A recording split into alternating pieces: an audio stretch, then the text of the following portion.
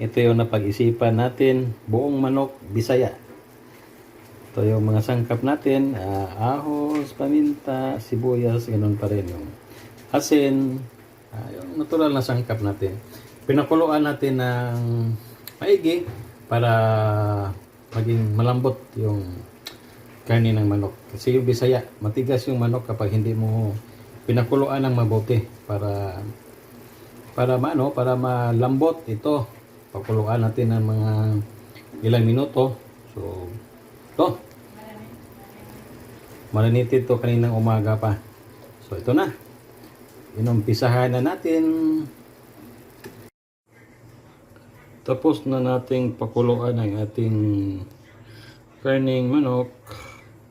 Hintayin natin na lumamig ng konti bago natin isa lang sa mantika para pirituhin. So, hintayin natin na sandali, then isa lang natin. Tapos na ating piniritong manok. Lambot, oh. Kita mo yung paa. Parang humiwalay na sa sa karne, no? Yung buto niya. Humiwalay na sa karne. So, na? Lambot na to. Pwede na to.